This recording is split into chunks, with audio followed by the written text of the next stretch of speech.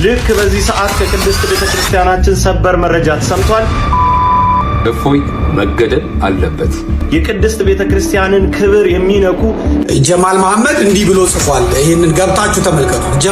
እፎይ የሚባለው ልጅ በመረጃ ነው የሚሞግተው። ኡስታዝ አቡበከር እጅግ ከማከብራቸውና ኢየሱስ ክርስቶስ አምላክ አይደለም። በመጀመሪያ ደረጃ እንደዚህ አይነት ቀልድና ፌዝ የተሞላበትን አይነት ህይወት አትኑሩ። ከዚህ በላይ ግጭትን መጥመቅ አለ ወይ? እኛ 20-30 ጊዜ ስንገደል ስንኖር ለበጎ ነው። አይቻልም፣ ማረም አይቻልም። እስላምንና የነብዩ መሐመድን ክብር የሚነካ የጥላቻ ንግግር በስመ አብ ወወልድ ወመንፈስ ቅዱስ አሐዱ አምላክ። ሰላም ኦርቶዶክሳውያን፣ ዛሬም በወንድማችን በእፎይ ጉዳይ ተመልሰን ተገናኝተናል። ደስ ከሚለው ዜና ስንጀምር መላው ኦርቶዶክሳውያን ከእፎይ ጎን መቆሙን ያሳየበት ሲሆን፣ ሌላው ግን ቆም ብለን ማሰብና መፍትሄ ላይ መድረስ ያለብን ጉዳይ ምንድነው? እስከ መቼ ነው ኦርቶዶክሳውያን በገዛ ሀገራችን እየተሳደድን እየተሰደብን እንዲሁም ቤተክርስቲያናችን እየተቃጠለች የምንኖረው? ይሄ ትልቅ መፍትሄ የሚፈልግ ጉዳይ ነው። እዚህ ላይ አንድ መፍትሄ ላይ እስካልደረስን ድረስ ነገም ዞሮ ማንም እየተነሳ የሚፈነጭብን ሁኔታ ነው የሚፈጠረው። ሌላው ግን እስቲ ከሙስሊሞቹ ኡስታዝ ደግሞ ስለ ኦርቶዶክስ የሚናገሩትን ነገር አንድ ወንድማችን እየሰራው ሪያክት አለ፣ እሱን እንከታተል። ሀሳባችሁ ስቴቶቻችሁን በኮሜንት አስቀምጡልኝ። ቪዲዮን እጅግ ከማከብራቸውና ጆሮ ሰጥቼ ከምሰማቸው የእስልምና እምነት መምህራን አንዱ ናቸው።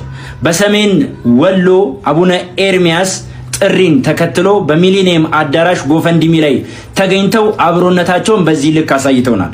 ለዚህም ለቅ ያለ ምስጋናችንን እኛም አቅርበናል። እንስማው ቪዲዮን። እንደ ሀገር ፈተናዎቻችንን ልንሻገር የምንችለው አንድኛችን ላይ በመጠቆም አይደለም። ዛሬ የበለጠውን የምናልፈው እጅ ለእጅ ተያይዘን ነው። ለዚህ ደግሞ እንደ አንድ የሙስሊም ማህበረሰብ መምህር ከናንተው ጎን ሆኜ ከአባታችን ጋር ሆነን በልማት ስራዎች እንደምናግዝ ይሄንን ሐሳብ ለመስጠት ነው። ዛሬ ለኡስታዝ አቡበከር በጣም በጨዋ ደንብ ጥያቄ መጠየቅ እፈልጋለሁ።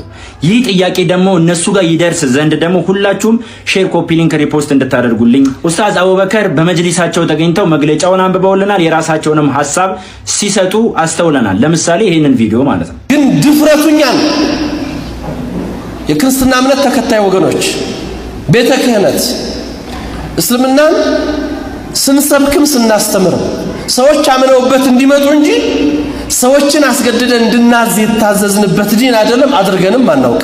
በንግግራቸው ላይ እንደሰማችኋቸው አድርገን አናውቅም ነው ያሉት። ይህ መሐመድ ኢሳ የተባለ በአፉ የሚጸዳዳ ግለሰብ ላለፉት ዓመታት ምን እያለ ሲያስተምር ሲሰብክ እንደነበረ ስሙት። ይህ ለታሪክ ይቀመጥ። ኦርቶዶክሳዊ ሼር አድርግ።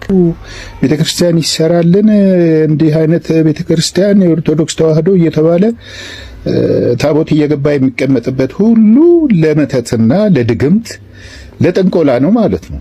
እሽሩሩ ማሙሽሩሩ ብላ አምላክን አሳደገችው ትላለህ እንዴ? ኢየሱስ ክርስቶስ አምላክ አይደለም። በመጀመሪያ ደረጃ እንደዚህ አይነት ቀልድና ፌዝ የተሞላበትን አይነት ህይወት አትኑሩ። ከእንዲህ አይነቱ ኑሮ ይልቅ መሞት ይሻላችኋል። እናንተ በራሳችሁ ጊዜ ብትጠፉ ይሻላችኋል። እባካችሁ አትቀልዱ። ሕፃን ተብሎ ጽንስ ተብሎ ፈጣሪ ጽንስ ተብሏል እየተባለ ነው። ስም አልነበረውም፣ ሰዎች ስም አወጡለት። ለማን ለፈታ ከኋላ የመጣ አይናውጣ አይሆንም። ከዚህ በላይ ድፍረት አለ? ከዚህ በላይ ንቀት አለ? ከዚህ በላይ ጸብን መዝራት አለ? ከዚህ በላይ ግጭትን መጥመቅ አለ ወይ? ይሄንን እንዴት ነው የሚመለከቱት? ይሄው እንግዲህ እንዳያችሁት ነው። ለነሱ ሲሆን ጽድቅ፣ እኛ ደግሞ የነሱን አስተምሮ ስንተች ወይ ጥያቄ ስናነሳ ደግሞ ዛቻና ማስፈራሪያ የሚያመጣ ጉዳይ። ይሄ ትልቅ ፍርደ ገምድልነት ነው። ለማንኛውም ቪዲዮውን እስከ መጨረሻው ተከታተሉት። ሀሳብ አስተያየቶቻችሁን በኮሜንት አስቀምጡልኝ። ለዚህ ቻናል አዲስ የሆናችሁ ደግሞ ሰብስክራይብ በማድረግ ቤተሰብ ይሁኑ። መሐመድ እንዲህ ብሎ ጽፏል። ይሄንን ገብታችሁ ተመልከቱት። ጀማል መሐመድ ራሱ ምን አለ? እፎይ የሚባለው ልጅ በመረጃ ነው የሚሞግተው። ለእያንዳንዱ ነገር ኢትዮጵያ ውስጥ ብዙ ሰው ያልቀራቸውን የእነ ቡኻሪን ኪታብ በመረጃ እያቀረበ ነው የሚከራከረው። ለኡስታዞቹ በተደጋጋሚ ጥሪ ቢያቀርብም ብዙ ሙስሊም ወጣቶች ኡስታዞች ለውይይት ቀርበው ለልጁ ጥያቄዎች መልስ እንዲሰጡላቸው በተደጋጋሚ ቢጠይቁም ደፍሮ ከልጁ ጋር የተወያየ ታዋቂ ኡስታዝ አላየንም። እነዛ ባካችሁ ቀርባችሁ ተወያዩና ለልጁ በቂ መልስ ስጡልን እየተባሉ ሲለመኑ ዝም ጭጭ ያሉ ኡስታዞች ዛሬ ላይ የጫጫታው መሪዎች ሆነዋል። ኢጎህን አውልቀጣልና ተወያይ። ኡማው ከናንተ የሚፈልገው ለሚነሱ ጥያቄዎች አጥጋቢ መልስ እንድትሰጡት ነው እንጂ እንሰራው እንግደለውማ ይቻላል ነው ወንድማችን ጀማል መሐመድ በግልጽ የጠየቀው ማለት ነው። በግልጽ የጠየቀው እፎይ የሚባለው ልጅ ካለ ተመላለሱ ኑ በብርሃኑ ተመላለሱ የፍቅርን ሕይወት እንድትለብሱ እፎይ መገደል አለበት እያላችሁ ቪዲዮ እየሰራችሁ ያላችሁ እየዛታችሁ ያላችሁ የእስልምና እምነት ተከታዮች ቀጣይ ማሳያችሁ ግለሰብ ምን መሆን እንዳለበት እንድትነግሩ ይፈልጋሉ። አንዴ ያዳምጡት።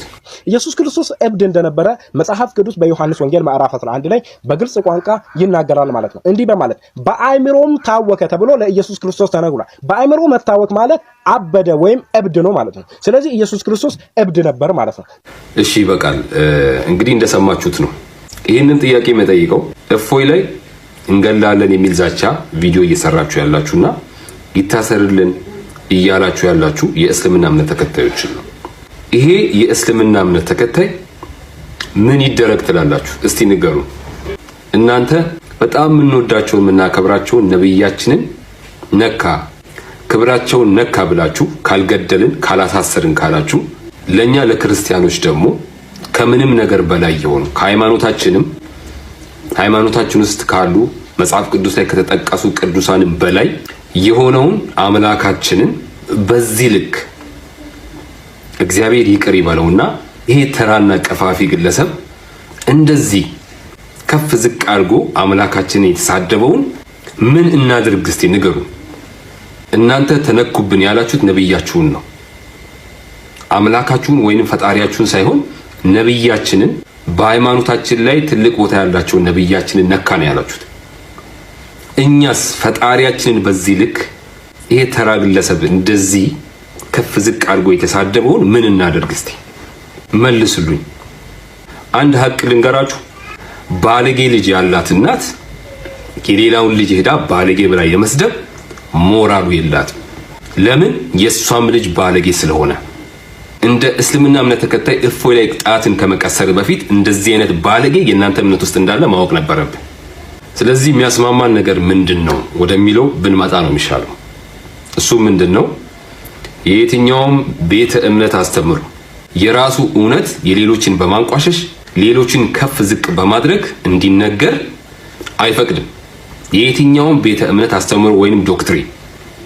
ነገር ግን በዚህ ልክ የሌሎችን እያንቋሸሹ ከፍ ዝቅ እያደረጉ ያሉ አሉ ወይ ከተባለ አዎ። የት? ሁሉም ቤተ እምነት ላይ ህግ ባለበት ሀገር ሰው በኮንፊደንስ ወጥቶ እንደዚህ በቪዲዮ አድሬሱ የታወቀ ህግ ባለበት ሀገር ላይ ቁጭ ብሎ የሌላውን እምነት ይሳደባል፣ ያንቋሽሻል። ስለዚህ ህግን ያስከብርልን። ሁላችንም የየራሳችንን ቤት እንመልከት። አመሰግናለሁ። ተመላለሱ ኑ በብርሃኑ ተመላለሱ የፍቅርን ሕይወት እንድትለብሱ